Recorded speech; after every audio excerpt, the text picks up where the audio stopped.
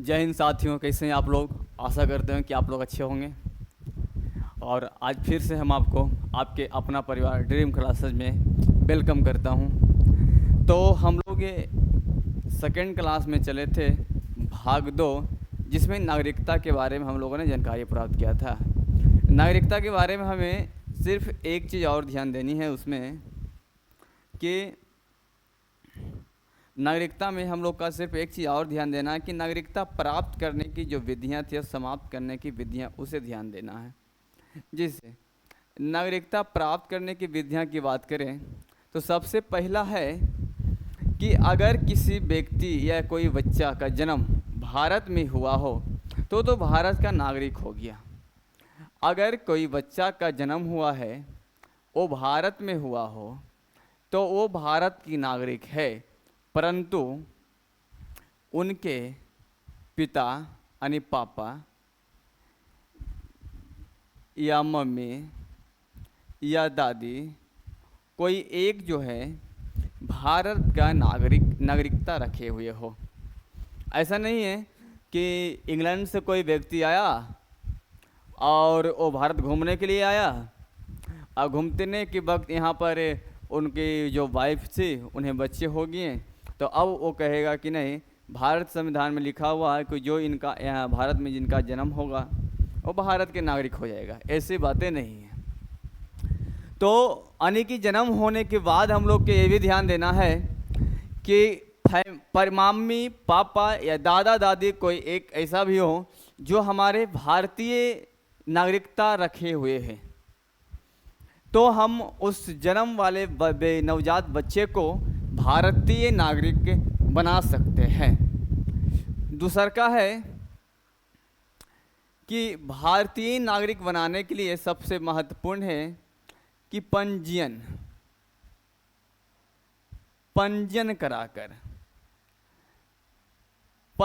कराकर आप यहाँ का भारतीय नागरिक बन सकते हैं।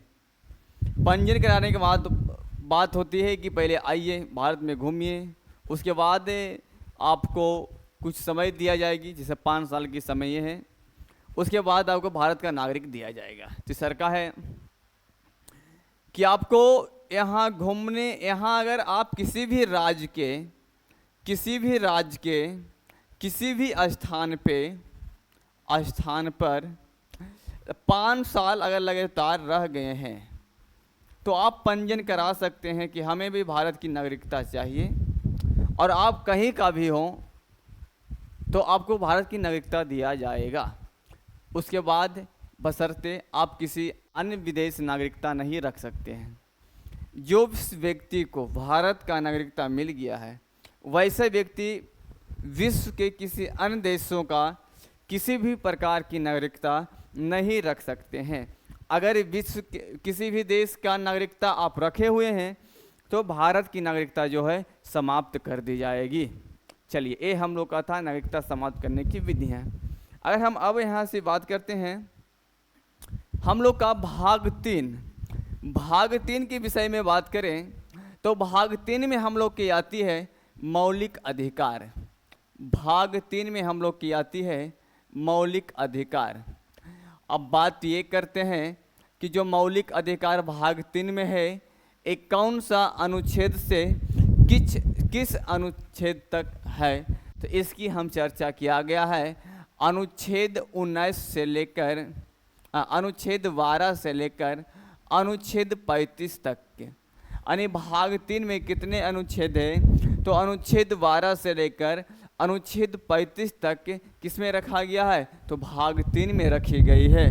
सबसे महत्वपूर्ण बात जो प्रश्न पूछा गया है, प्रश्न आ भी सकता है, आई हुई प्रश्न है कि मौलिक अधिकार जो है ये लिया कहाँ से गया है। मौलिक अधिकार जो है ये लिया कहाँ से गया है, कौन सा देश से लिया गया है, तो ध्यान दीजिएगा। मौलिक अधिकार जो है वो USA यानी अमेरिका से लिया गया है। कहाँ से लिया गया है, अमेरिका से लिया गया है। वही अगर हम एक और बातें करते हैं कि नागरिकता कहाँ से लिया गया है, एक बार आप लोग कमेंट में ज़रूर बताइए कि नागरिकता जो है एक कौन सा देश से लिया गया है, आप लोग जल्दी से बता दीजिएगा कि नागरिकता जो है एक कौन सा देश से लिया गया है। और भाग 3 का मौलिक अधिकार जो है ये हम लोगों ने देखा है कि यूएसए यानी संयुक्त राष्ट्र अमेरिका से ली गई है। कौन सा अधिकार है हम लोग का? मौलिक अधिकार है। अनुच्छेद कितना से कितना तक है? अनुच्छेद 12 से लेकर 35 तक है। आप लोग सिर्फ हमारे क्लास में लगातार बने रहिए, याद कराने की जिम्मेदारियाँ हमारी है, हम आपको याद करवा देंगे, बशर्ते आप लोग सिर्फ ध्यान से क्लास को ध्यान पूर्वक क्लास पे ध्यान देकर रखें, तब कहीं जाकर आप लोग को हमें याद करने की जिम्मेदारी हमारे पास है। चलिए अभी अच्छी प्रकार से किस तरह से एग्जाम में प्रश्न आ रही है उन सभी प्रश्नों को हम लोग देखते हुए चलते हैं, प्रश्न को बताते हुए चलते हैं कि हाँ इस प्रकार के प्रश्न आ रही है, तो आप लोग थोड़ा ध्यान दीजिएगा। चलिए ये जिससे कि यहाँ से पहला प्रश्न हम लोग के पास बन रहा है कि मौलिक अधिकार जो है कौन सा देश से लिया गया है, तो मौलिक अधिकार अमेरिका देश से ली गई है। हमने आपसे एक प्रश्न पूछा था कि नागरिकता कौन से देश से लिया गया है, तो ध्यान दीजिएगा नागरिकता जो है ब्रिटेन से ली गई है। कहाँ से लिया गया है? ब्रिटेन से लिया गया है। इन बातों को ध्यान दीजिएगा। अब हम लोग आगे चलते हैं, मौलिक अधिकार की बात करें। यूएसए से ली तो गई है, पहले भी इस पर चर्चा हुई थी, लेकिन बात करते हैं कि भारत में इसके लाने में और क्या क्या भूमिका किन व्यक्तियों का रहा है, किन व्यक्तियों का क्या क्या भूमिका रहा है, इन सभी के बारे में भी हम लोग थोड़ा सा बातें कर लेते हैं। तो सबसे पहले बाल गंगाधर तिलक। कौन जी? बाल गंगाधर तिलक। ये बहुत मरखंड व्यक्ति थे भैया, ये भी ध्यान दीजिएगा। बाल गंगाधर तिलक इन्होंने सबसे पहले 1895 में ही संसद में इन बातों को रखा था। कौन? बाल गंगाधर तिलक। इन्होंने स्वराज विधेयक पेश किया था जिसमें अपना अधिकार के बारे में भी बात किए हुए हैं बाल गंगाधर तिलक। इनसे एक महत्वपूर्ण बात ये भी ध्यान देना है कि कांग्रेस अधिवेशन होने वक्त कौन सा ऐसा क्रांतिकारी हुए भारत में जो हर एक क्षेत्र में फैले हैं, लेकिन कांग्रेस अधिवेशन का एक भी अध्यक्षता नहीं मिला है। वो यही व्यक्ति हैं बाल गंगाधर तिलक का। इन्हें कहीं भी किसी भी वक्त कांग्रेस की अध्यक्षता नहीं दी गई है। बाल गंगाधर तिलक ने सबसे पहले 1895 ईस्वी में एक स्वराज विधेयक पेश किए थे। ये ब्रिटिश सरकार की बातें करते, ब्रिटिश सरकार के उस समय की बातें हो रही है। उसके बाद हम लोग जो कांग्रेस बनी, तो कांग्रेस ने भी बहुत बार कांग्रेस का जो दल है इनका सम्मेलन में बहुत बार इन बातों को रखी गई है कि हमें अपनी नागरिकता चाहिए, हमें भारत के लोग को भी कुछ अधिकार चाहिए। इन बातों को रखी गई थी, कांग्रेस सम्मेलन के द्वारा भी रखी गई है, कांग्रेस दल के द्वारा भी रखी गई थी, बहुत सारी बातें रखी गई थी इनके द्वारा भी। आगे हम लोग बात करते हैं, एक नाम है एनी बेसेंट। 1925 ईस्वी में भारत में एक राष्ट्रमंडल आया। भारत में एक क्या आई थी? राष्ट्रमंडल आया, ब्रिटेन से आया था। 1925 ईस्वी में भारत में एक राष्ट्रमंडल आया, ब्रिटेन से आया था। इनसे एनी बेसेंट, कौन सा व्यक्ति? एनी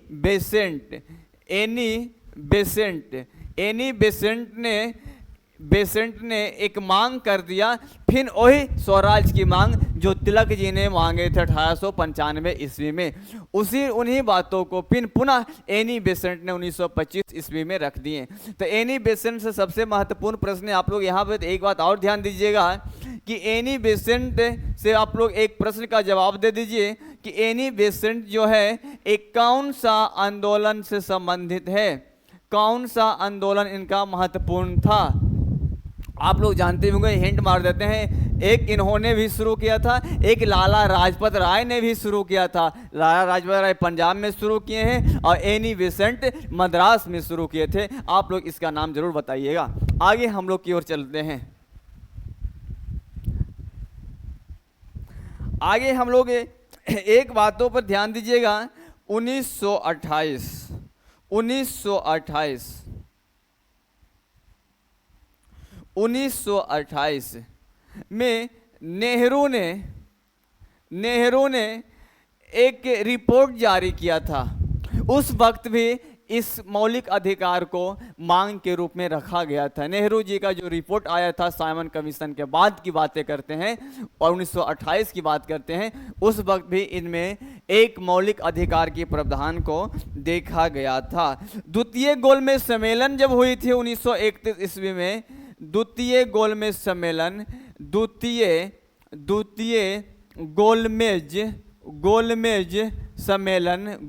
सम्मेलन लंदन में हुआ था। सितंबर 1931 को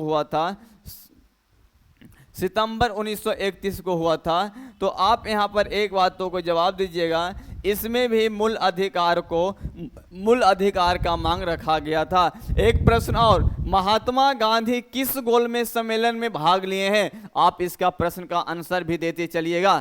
तो महात्मा गांधी ने कौन से गोलमेज सम्मेलन में जी, यहीं पर लिखते हैं द्वितीय गोलमेज सम्मेलन में ही महात्मा गांधी जी भाग लिए थे। महात्मा गांधी जी भाग लिए थे। ये हम लोग का मौलिक अधिकार का भारतीय संविधान में पृष्ठभूमि तैयार हो रही है।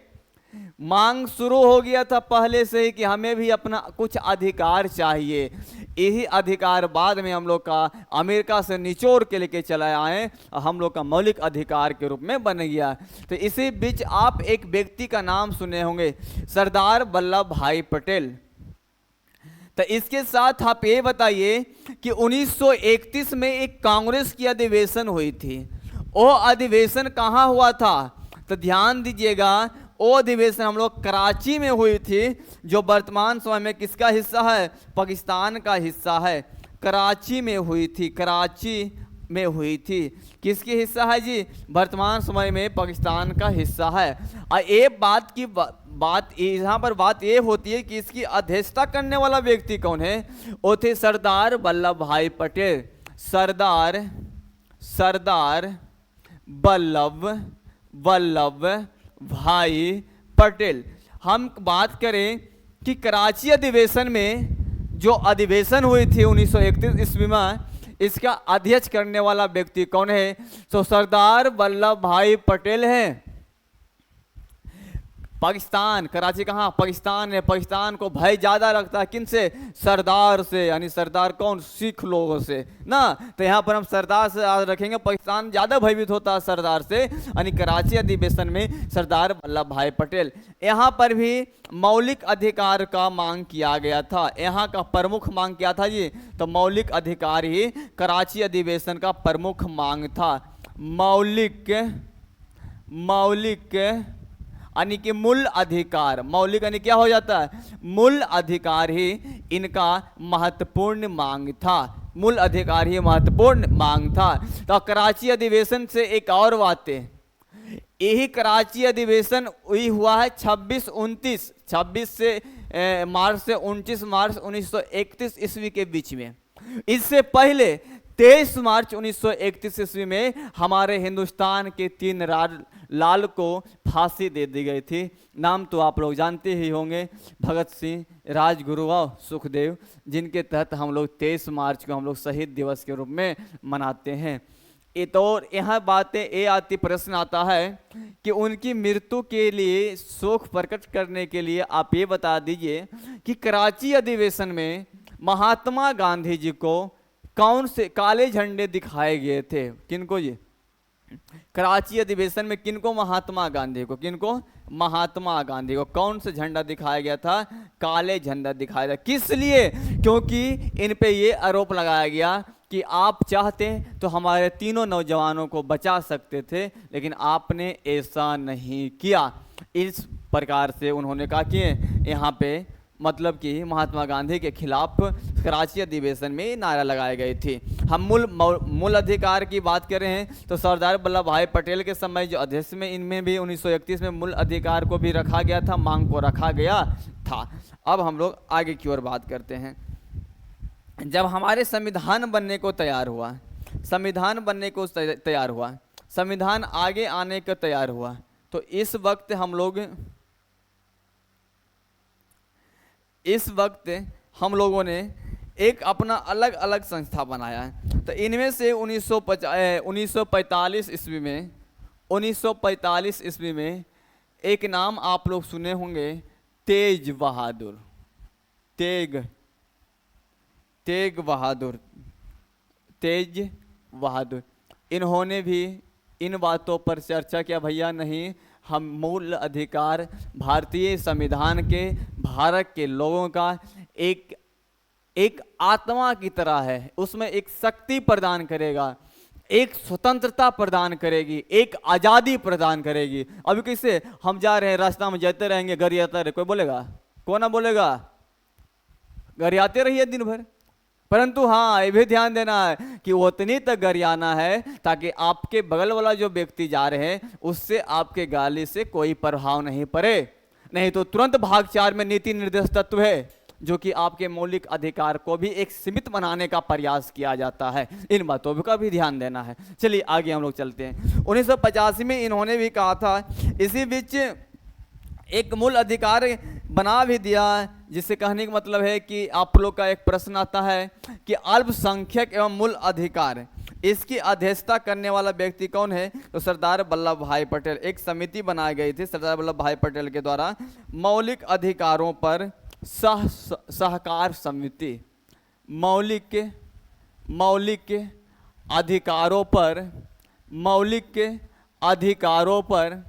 अधिकारों पर यानी अधिकारों को जांचने के लिए एक समिति बनाई गई थी। समिति का नाम है सहकार समिति, सलाहकार समिति। अब हम बात करें इस सलाहकार समिति के मेन अध्यक्ष के रूप में किन्हें रखा गया था?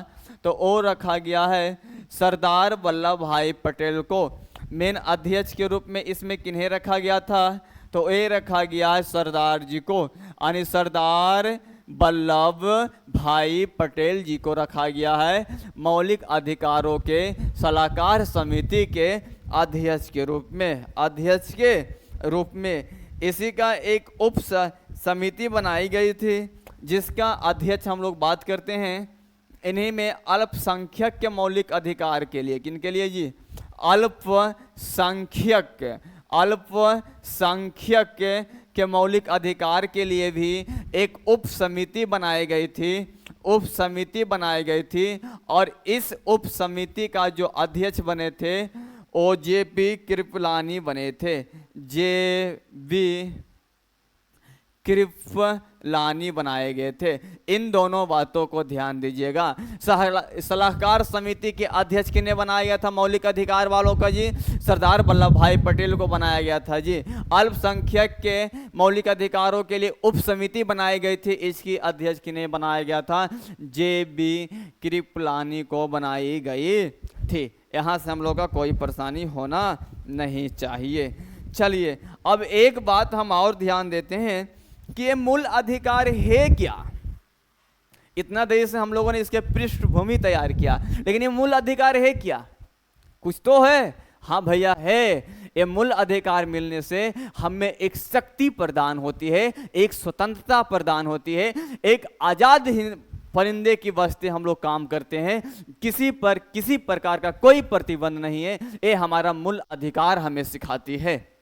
मूल अधिकार हमारे मस्तिष्क, हमारे दिमाग, हमारे एकाग्रता, हमारे विकास, हमारा विकासशील होने का एक रास्ता प्रदान करता है, अपने से सोचने समझने की एक शक्ति प्रदान करती है। ये मूल अधिकार का ही देन है। आप में औकात था? हम लोग तो नहीं देखे हैं, हमारे पापा भी नहीं देखे होंगे, दादा तो देखे होंगे। था औकात 1947 के पहले कि किसी का मन हो कि 5 अंग्रेज जा रहा हो वहां पर गरियाते चले? था औकात? नहीं था भैया। ये मूल अधिकारों ने ही हमें ये औकात दिलाई है कि अगर बगल में एसवी भी है, अगर बगल में डीएम भी है, हम सिर्फ वैसे बातों को बोलेंगे जिनसे कि उन पर कोई परेशानियां नहीं होगी, आराम से वहां से बोल के निकल जाएंगे, वो हमें बोले तक भी नहीं। या हमारे बगल में कोई अमीर आदमी, मुकेश अंबानी ही काहे ना हो, हम गरियाते निकल जाएंगे, वो बेचारा बोलेगा भी नहीं। क्या वो जानता है कि हम लोग का अपना अपना मौलिक अधिकार दिया हुआ है। इन्हीं में से अनुच्छेद 19 में हम लोग का बोलने का भी अधिकार दिया गया है, तो कोई व्यक्ति नहीं बोलेगा, बशर्ते वही एक सीमा के साथ रहना है। ऐसा ना कि गरियावे लगी शुरू करना, 20 टाइम गरियाते जा रहा, बीच में कोई मिल गया तो अगर नाम लेकर गरिया देगा तो लतिया देगा। इन बातों को ध्यान देना है कि आपको गाली देना है, अच्छी बातें मैंने बोलने की बात करें, आपको बोल रहे हैं बोलिए, कोई बातें नहीं है, लेकिन बशर्ते ये भी ध्यान दीजिए कि बगल वाला आदमी पर क्या प्रभाव जा रहा है। हम लोग का भाग 4 जो है भैया, हम लोग का मौलिक अधिकार को सीमित भी बनाया हुआ है, इन बातों को भी ध्यान देना है। आगे की ओर हम लोग चलते हैं। यहाँ पर हम लोग को कोई परेशानी है? कोई परेशानी होना भी नहीं चाहिए। अगर हम बात करें इसके आगे कि मौलिक अधिकार को जब 26 जनवरी 1950 को लागू किया गया था, कब जी? 26 जनवरी 1950 को जब मौलिक अधिकार को लागू किया जा रहा था, 26 जनवरी 1950 को जब मौलिक अधिकार को लागू किया गया, तो उस वक्त कितने प्रकार का मौलिक अधिकार हमें प्रदान किया गया था? कितने प्रकार का मूल अधिकार भारतीयों को प्राप्त होने का जो प्रावधान लाया गया था, कितने प्रकार के था? 7 प्रकार के था। उस वक्त जब आज़ादी मिली थी तो उस वक्त कितने प्रकार का प्रावधान दिया गया था? 7 प्रकार का प्रावधान दिया गया था। यानी कहने का मतलब यह है कि हमें 7 प्रकार से मौलिक अधिकार मिला था। किन किन का मिला था, कैसे मिला था, किस लिए मिला था और किन किन बातों के लिए हमें दिया गया है, उन सब की चर्चा हम आगे करेंगे। आज इतना ही अभी ध्यान दीजिए कि 7 प्रकार का मौलिक अधिकार हम लोग को प्रावधान बनाई गई थी। कब? जब हम लोग का संविधान लागू हुआ था, उस वक्त ही हमें दे दी गई है। और यहाँ पर एक बातों को और ध्यान दीजिएगा, इनमें से एक ऐसा वर्तमान समय की अगर बात करें, वर्तमान समय में कितने प्रकार की मौलिक अधिकार है जी? तो मात्र 6 प्रकार का बचा हुआ है। इन बातों को भी ध्यान दीजिएगा। वर्तमान समय में ये तो मूल संविधान में 7 प्रकार के था, लेकिन वर्तमान समय की अगर बात करते हैं तो वर्तमान समय में हमारा 6 प्रकार का ही बचा हुआ है। कौन कौन बचा हुआ है उसके बारे में हम सारी जानकारी आगे से लेंगे। समझिए ना, यहाँ तक कोई परेशानी होने की बात भी नहीं है। मूल अधिकार उस समय कितना था? 7 प्रकार के था। वर्तमान समय में कितना है? 6 प्रकार की है। हम लोग पहले इसमें 19 से मौलिक अधिकार में कितना अनुच्छेद से लेकर है? अनुच्छेद 12 से लेकर 35 तक है। इनमें से 12 अनुच्छेद और अनुच्छेद 13 जो है, इनसे हमें कोई हानियां नहीं है, इनसे हमें कोई बातें नहीं है। हमें मुख्ता बातें वहाँ से आगे की ओर से मिलेगा। इन दोनों में क्या क्या बताए गए हैं उनके बारे में हम चर्चा करते हैं। उसके बाद हम 7 गो किन किन प्रावधानों को रखा गया है उसके बारे में चर्चा करते हैं। तो पहले हम आगे की ओर चलते हैं। आगे की ओर हम लोग चलते हैं और हम लोग इन बातों को सुनिश्चित करते हैं कि आखिर 12 अनुच्छेद जो बनाई गई है उसमें हम लोग को क्या कहा गया है? कुछ नहीं कहा गया है। अनुच्छेद कितना से है? 12 से लेकर 35 तक के बीच में है। तो सबसे पहले हम लोग एक बात की चर्चा करते हैं, अनुच्छेद 12 का। इसमें सिर्फ परिभाषा दिया गया है मूल अधिकार का। इसमें मूल अधिकार का परिभाषा दिया गया है। मूल अधिकार का परिभाषा दिया गया है। अधिकार का परिभाषा दिया गया है।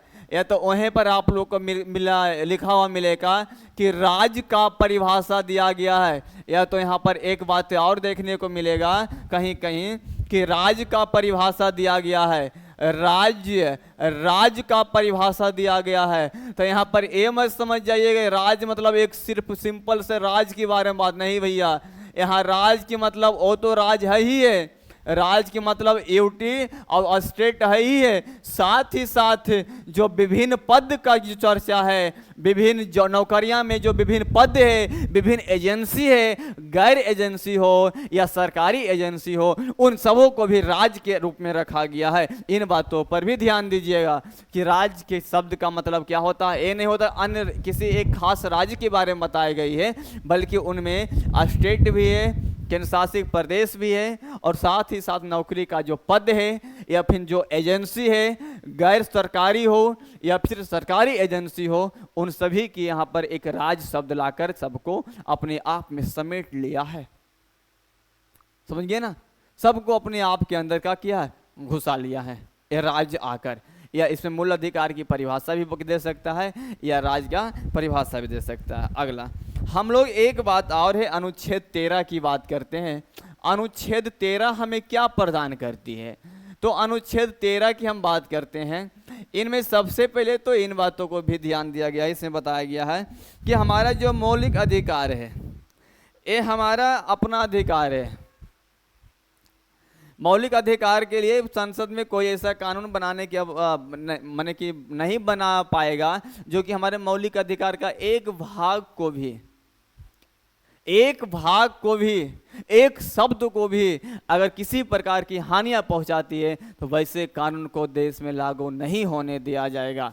इन बातों की भी चर्चा है। और साथ में साथ सबसे महत्वपूर्ण बात यह है, इनमें कहा गया है कि आपको मौलिक अधिकार है, अच्छी बातें हैं, आपको मूल अधिकार मिला है, आपको मौलिक अधिकार मिला, बहुत अच्छी बात है भैया, आप स्वतंत्र रहिए, अच्छे रहिए, आबाद रहिए, खुश रहिए, कोई बात नहीं है। लेकिन अपनी खुशी में इतना पागल नहीं हो जाना है कि दूसरा के मौलिक अधिकार को आप हानि पहुंचाएं, इस पर रोक लगाया गया है।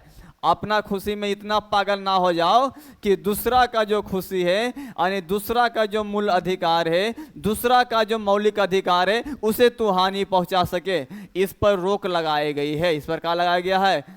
अधिकार पर रोक लगा दिया गया है। अच्छी बातें हैं, आप स्वतंत्र हैं, आप खुश रहिए, आप अच्छी प्रकार से रहिए, हंसिए, नाचिए, गाइए, कोई बात नहीं। एक मतलब ये ना कि केकरो दुआरी पर जाकर गाना हो बजा देगा घर आए वाला, ये सब गलत बातें हैं।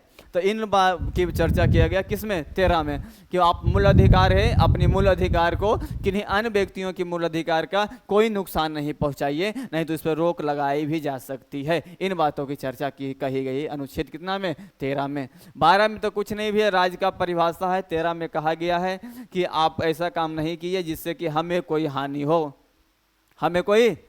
हो, इसकी बात हम लोग बात करते हैं। अब अनुच्छेद 14 है।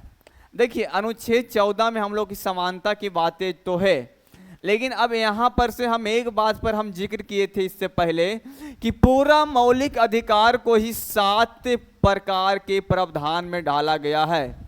तो पहले हम उन 7 प्रकार के प्रावधानों को देखते हैं, उन 7 प्रकार के प्रावधानों में कौन से अनुच्छेद कहाँ के भीतर आता है, उसके बाद हम एक एक अनुच्छेद की ओर चलेंगे। चलिए आगे की ओर हम लोग देखते हैं, थोड़ा सा एक बातों पे ध्यान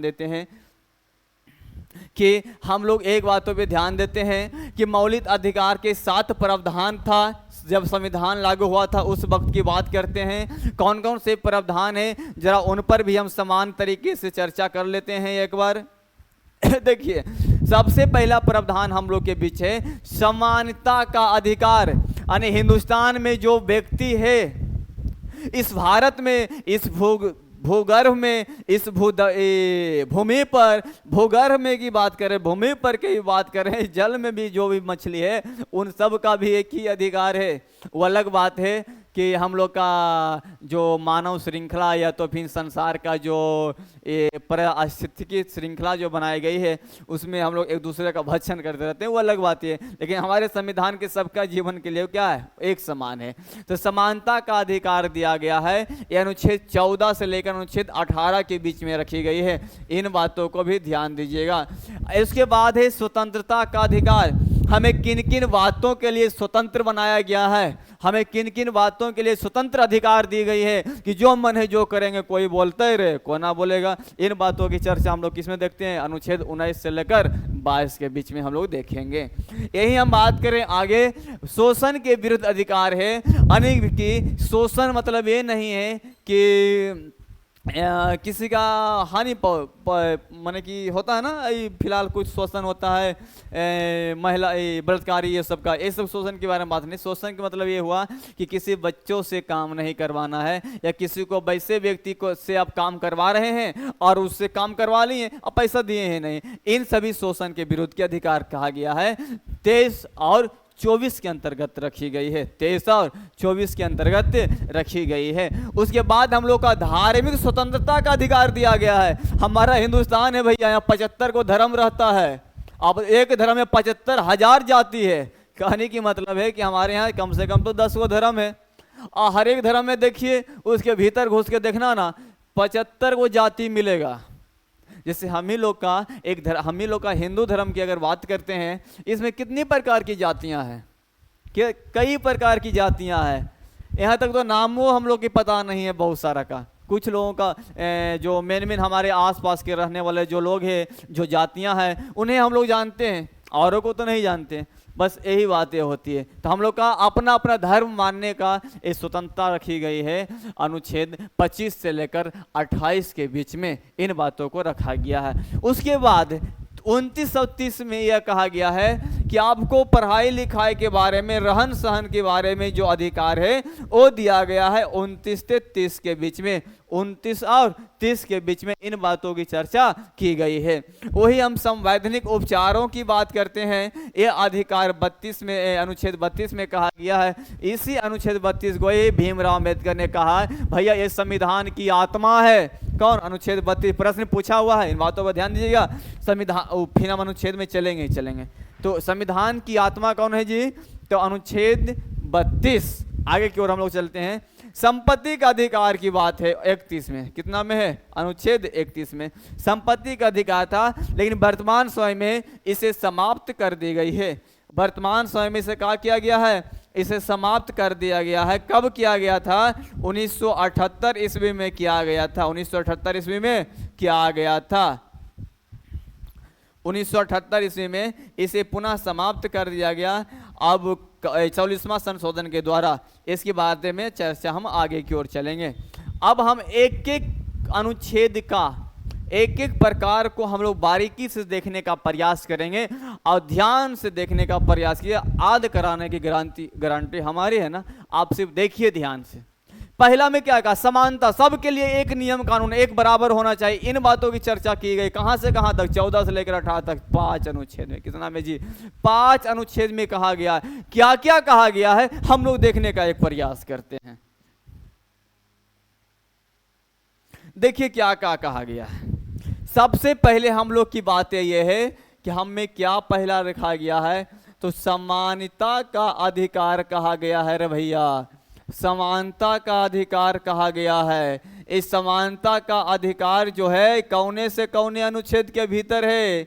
तो अनुच्छेद 14 से लेकर 18 तक में है। इसमें किसको रखा गया है? तो हमें समानता का अधिकार बताता है कि हम भारत के जितने भी लोग हैं एक समान है। इसके बारे में चर्चा करने का प्रयास करता है। तो हम लोग भी अपना चर्चा का करने का प्रयास करते हैं। सबसे पहला अनुच्छेद की बात करते हैं। कितना? 14 की बात करते हैं। अनुच्छेद 14 में क्या कहा गया है, इसके बारे में जानकारी क्या कहती है? तो आप लोग सिंपल से ध्यान दिए। संविधान जानते हैं ना, उसी को हम लोग विधि कहते हैं। इस संविधान को हम लोग कानून कहते हैं, उसी को हम लोग विधि कहते हैं, और इसी संविधान को हम लोग क्या कहते हैं? कानून कहते हैं। इस 14 में इन्हीं बातों को कहा गया है कि विधि के समक्ष, विधि के समक्ष समानता का अधिकार, समानता का अधिकार, अधिकार। ये भी बात ध्यान दीजिएगा। अनुच्छेद कहाँ से 14 कहाँ से जोड़ा गया है? तो ये ब्रिटेन के संविधान से ली गई है। कहाँ से लिया गया है? ब्रिटेन के संविधान से लिया गया है। अनुच्छेद 14 कहाँ से लिया गया है? तो ये ब्रिटेन की संविधान से ली गई है। जबकि मौलिक अधिकार की पूरा की बात करते हैं तो ये अमेरिका की संविधान से लिया गया है। इन बातों पे कंफ्यूज मत होइएगा, कंफ्यूज मत होइएगा। मौलिक अधिकार सिर्फ बात कर रहेगा तो ये लिया गया अमेरिका के संविधान से। सिर्फ हम अनुच्छेद 4 की बात कर रहे हैं कि विधि के सामने, कानून के सामने सभी लोग एक समान है। ये ब्रिटेन से ली गई है। इन बातों पर हम लोग अच्छी प्रकार से समझ गए होंगे, समझिए ना। अब चलते हैं हम लोग। तो इन बातों को ध्यान दीजिएगा कि हम लोग विधि के कानून, यानी हमारे संविधान के कानून सब एक समान है। ये लगे तो हमारा कानून अंधा है। अंधा कैसे हो गया? है तो आँख वाला, लेकिन ओकर ऊपर 2-3 गो और काला पट्टी लगा दिया जाता है कि ले अब नहीं देखबो, नहीं देखेंगे, नहीं पता चलेगा कि तू हमार बाप है, कि तू हमार भाई है, कि तू हमार मैया है, कि बहनी है। क्या पता? कोई पता नहीं, हमारी आंखें बंद है। ना, तो ये किसमें रखा गया है? संविधान में, कानूनी में, अनुच्छेद 14 में, कि आप हमारे कानून के सामने आए हैं, आप राजा हैं, राजकुमार हैं, मुख्यमंत्री हैं, मिनिस्टर हैं, प्रधानमंत्री हैं, ये सब के सब एक समान हैं। यह एक चपरासी भी है, ओहो एकरा में कहा है सब बराबर है। अगर आप कोई गलती किए हैं तो आपको भी सजा मिलेगा, अगर वही गलती कोई और व्यक्ति किया है तो दोनों का सजा मिलेगा, लेकिन समान सजा ही मिलेगा, क्योंकि कानून के बराबर क्या है? कानून के सामने। तो ये कहा जाता है अनुच्छेद 14 में, भैया कानून के समक्ष सभी लोग क्या है? समानता का अधिकार है, सभी लोग एक समान है, कोई भी व्यक्ति हो। इनकी बातें में चर्चा रखी गई है अनुच्छेद 14 में। वही हम बात करें अनुच्छेद 15 की, अनुच्छेद 15 की, एकराम तो साफ साफ कहा गया है कि प्रश्न पूछबे करबो। एग्जाम की बात करते हैं कि लिंग जाति आधार के साथ आधार पर भेदभाव नहीं करना कौन अनुच्छेद के भाग है? अनुच्छेद 15 का। 10 में से पीछा नहीं छोड़ता है हम लोग का, ये भी ध्यान दीजिएगा। 10 में से हम लोग पकड़ के जब तो नौकरी ना लीजिएगा, जब तक रहेगा साथे, छोड़ने वाला नहीं है। कि लिंग, लिंग कौमा जाति, लिंग कौमा जाति कौमा धर्म में कौमा स्थान्य, स्थान्य कौमा नस्ल, नस्ल के आधार पर, के आधार पर, के आधार पर भेदभाव नहीं करना है, भेदभाव नहीं करना है। इसकी बारे में जानकारी दी जाती है अनुच्छेद 15 में। साफ साफ कहा गया है कि आप अगर भारत के नागरिक हैं तो दूसरे भारतीय नागरिक को ये नहीं कह सकते हैं कि तू पुरुष है, हम महिला हैं, हम एक काम करेंगे, तू नहीं कर सकती। अरे भैया जितनी क्षमता है वो करेगा, नहीं क्षमता है नहीं करेगा। लेकिन आप उसको ये आधार पे नहीं कर सकते कि आपको हम करने ही नहीं देंगे।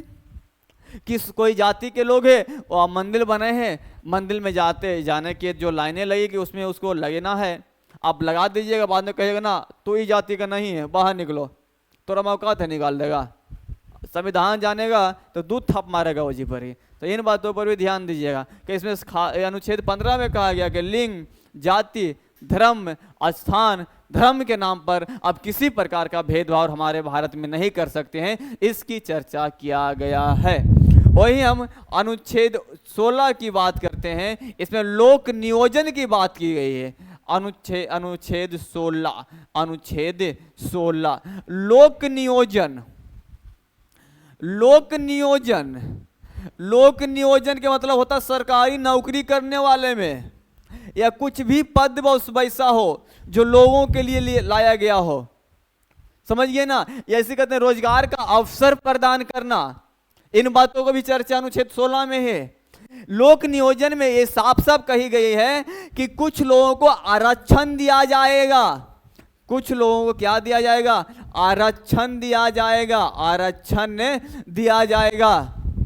लोक नियोजन में इन बातों को साफ किया गया है कि समय समय पर वैसे लोगों को आरक्षण जरूर दिया जाएगा, वैसे लोग को जो पिछड़े हैं, कहने का मतलब जो समाज से अभी पीछे चल रहे हो, उसे आरक्षण देकर हम उसे ऊपर उठाने का प्रयास करेंगे। अगर कोई व्यक्ति है जो कि 100 रुपया कमा रहा है और कोई व्यक्ति मात्र 5 रुपया कमा रहा है, अगर हम बात करते हैं 100 रुपये कमाने वाला व्यक्ति के लिए कि चावल दाल की कीमत मान लिया कि सब लेकर इसका 90 रुपये खर्चा हो जाता है, अरे बच्चा 90 रुपये कमा ही ना रहा है, कहाँ से खर्चा करता? भूखले मरेगा नहीं ना।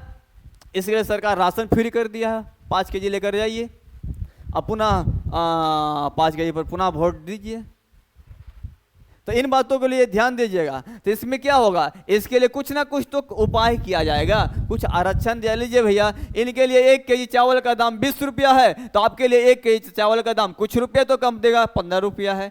तो वैसे ही हुआ लोक नियोजन की बात किया जाता है अनुच्छेद 16 में कि कुछ लोगों का जो है समय समय पर आरक्षण दी जाती है, ताकि वैसे जाति, वैसे धर्म, वैसे लिंग, वैसे समुदाय के लोग भी आगे की ओर प्रस्थान करें। चलिए अनुच्छेद 17, अनुच्छेद 17 में क्या आगे कहा गया है, इन बातों को भी जरा हम लोग देख लेते हैं।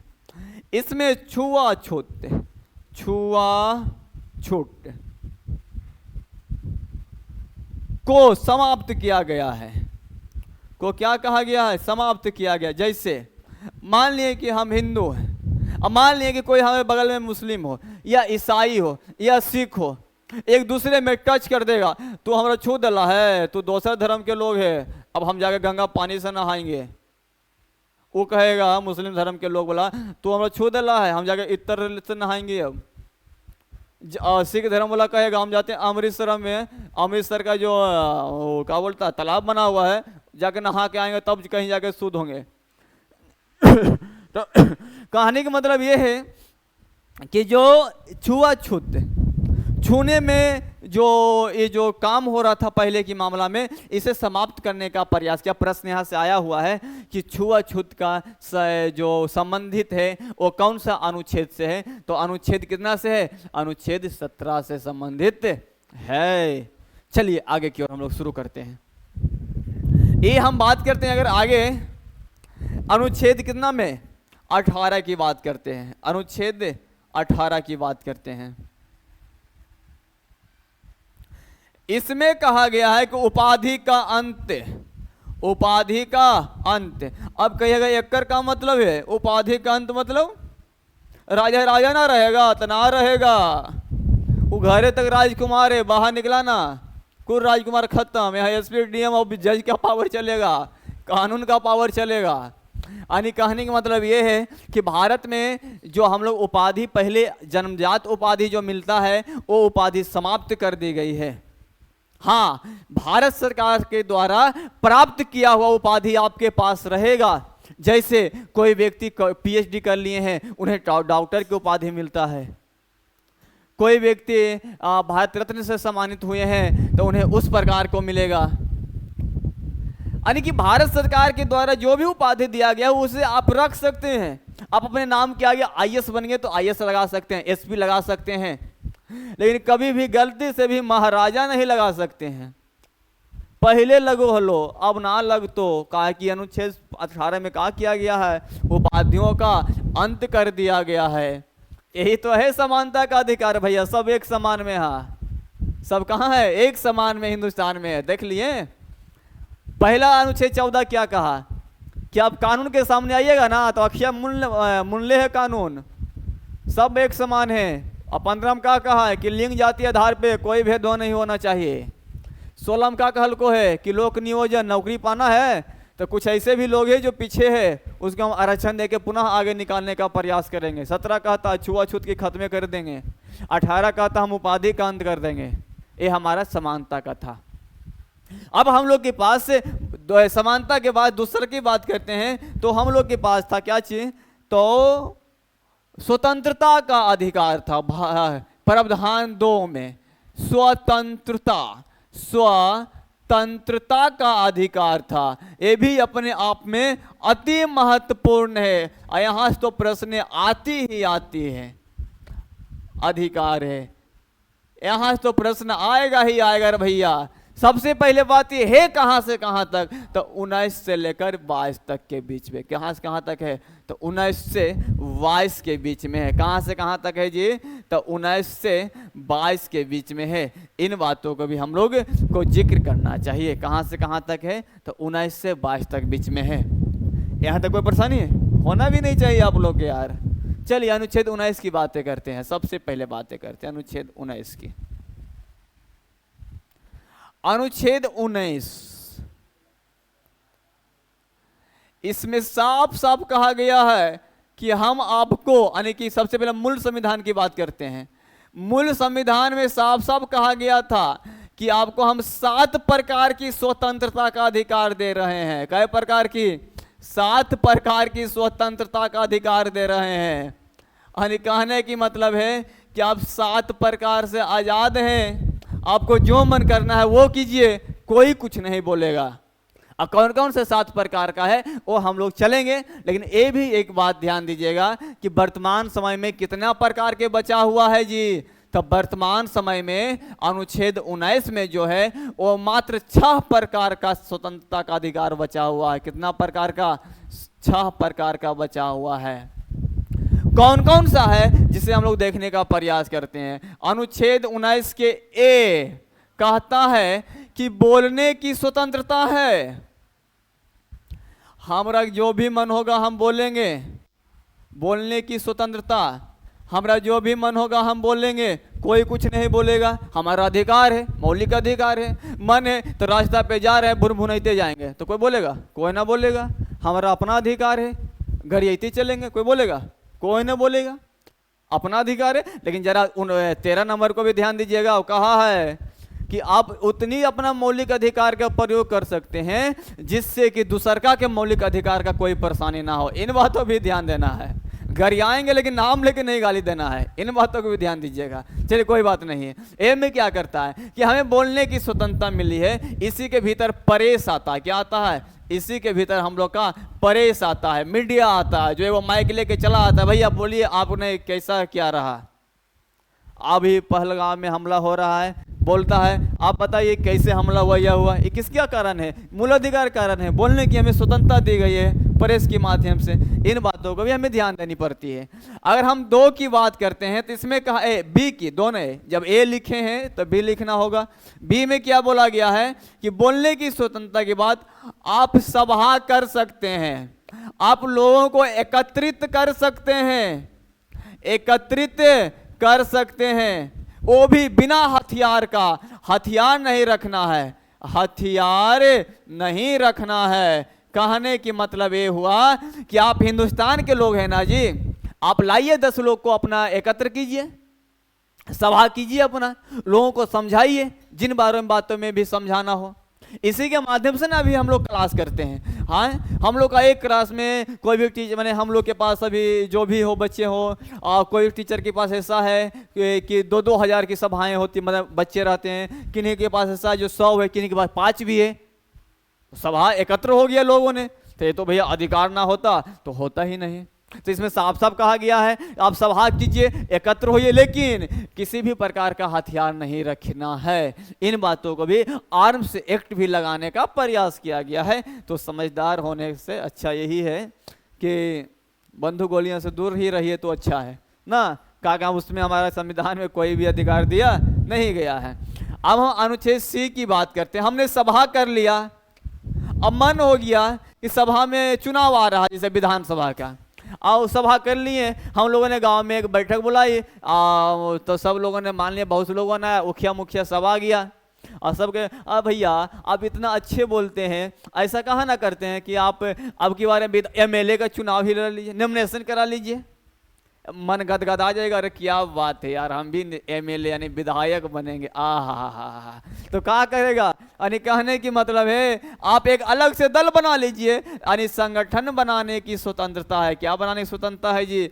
संगठन बनाने की स्वतंत्रता है। आप अलग से एक दल बना लीजिए, आप अलग से एक पार्टी बना लीजिए, आप एक संगठन बना लीजिए, आपकी इसकी स्वतंत्रता सरकार दी गई है। इसलिए हमारे हिंदुस्तान में 110 से भी ज़्यादा पार्टी है। अमेरिका में 2 गो, चाइना में 2 गो, रसिया में 2 गो, वगैरह बाहुबली एक गो है। अपने यहाँ देखना 75 पार्टी निकलेगा। आज ये महागठबंधन में 10 गो है, कल ओकरा में है, ओकरा में है। इस प्रकार से पार्टियों की कमी है। किसके माध्यम से? संगठन बनाने की स्वतंत्रता के माध्यम से। अगर हम यही बात करते हैं डी की बात करते, किसकी बात करते हैं? हम डी की बात करते हैं। इसमें कहा गया आप संगठन बना लिए, सभा बना रहे हैं, आपको घूमने का भी मन करता है, कहीं जाइए घूमिए।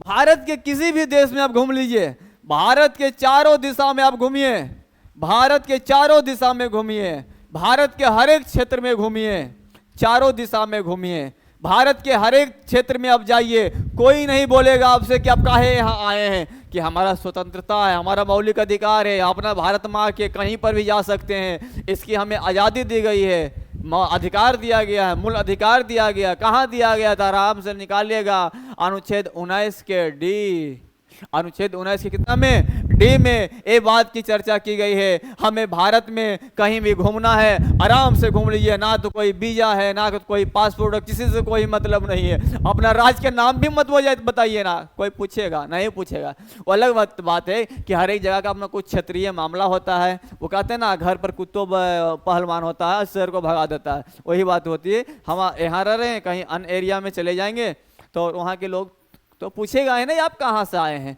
वो अलग बात है। लेकिन हमें हर एक जगह घूमने की स्वतंत्रता है, भारत के किसी भी हिस्सा में घूमने की हमें क्या है, स्वतंत्रता है।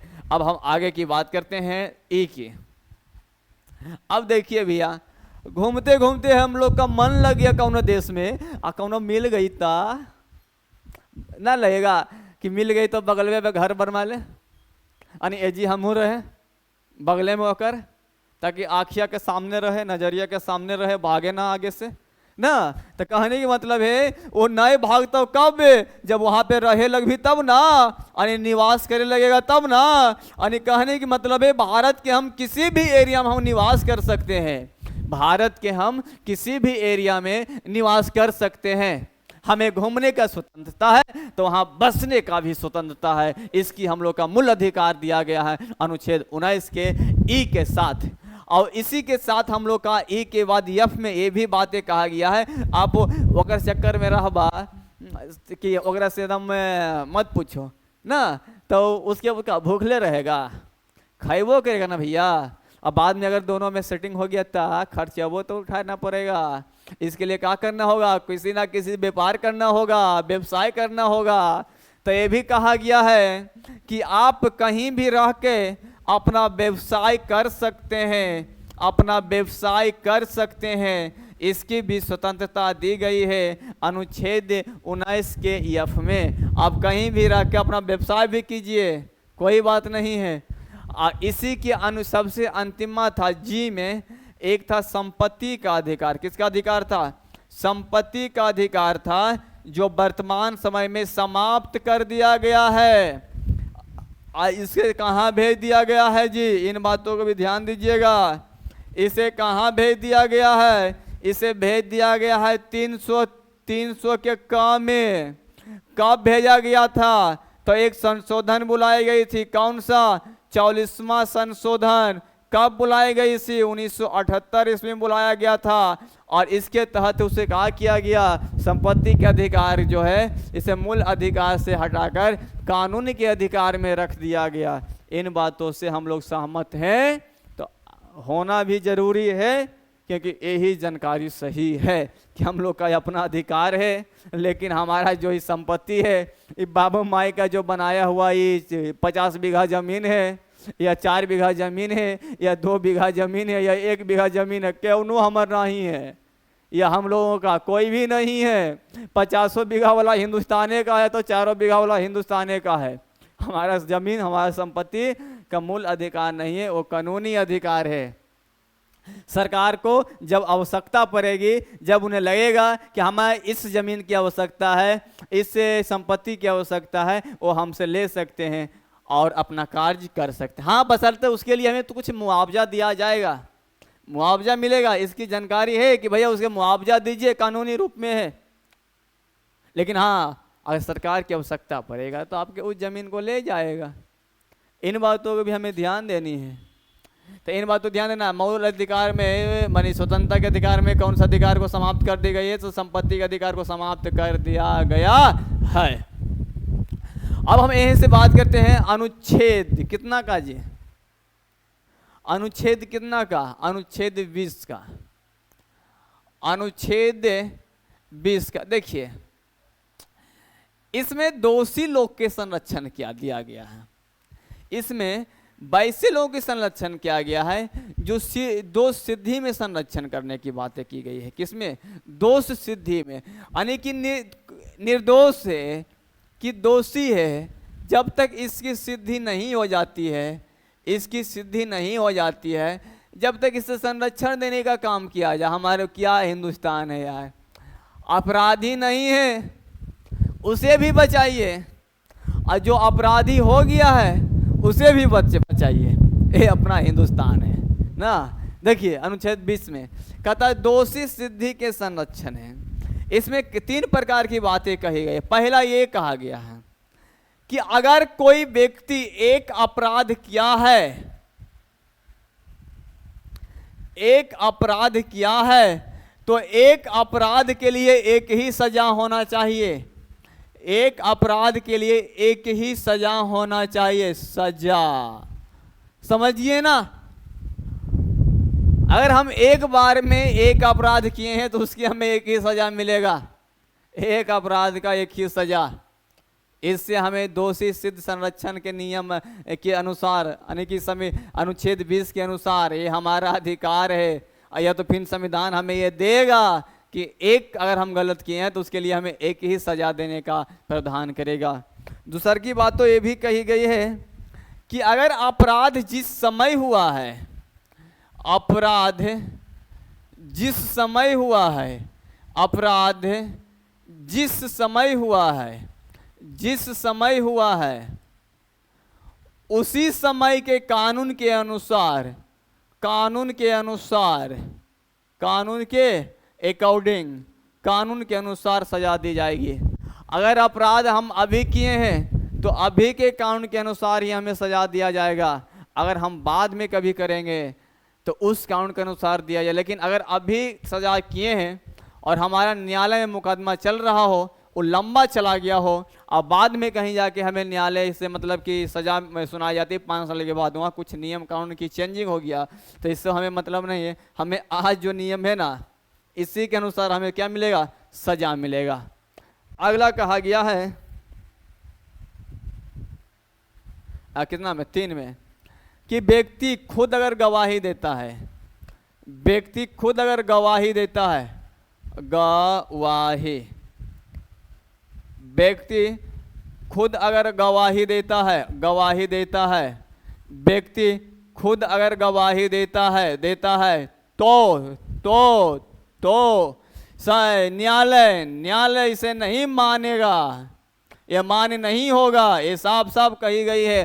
हम दोषी और हम ही गवाही देंगे ना, हम तो अच्छा है,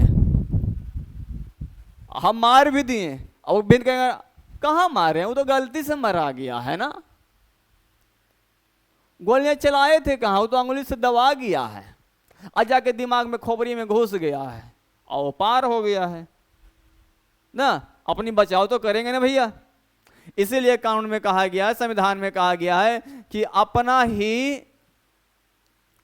कोई व्यक्ति खुद गवाही नहीं दे सकता है, ये सरकार कभी नहीं मानेगी, कभी नहीं मानेगी। अब हम अनुच्छेद 21 के बाद चलते हैं। लेकिन अब आप लोग से हम ये कहते हैं कि अनुच्छेद 21 की बातें हम लोग करने जा रहे हैं। अनुच्छेद 21, तो देखिए ध्यान से कि अनुच्छेद 21 जो है अब हम लोग अगले क्लास में देखेंगे। आज के लिए इतना ही। तो आप लोग अंतिम में इन बातों को जरूर कमेंट में बता दीजिएगा कि आपको क्लास में कैसी लगी हो, क्लास कैसी लगी हो, इसे ज़रूर बताइएगा।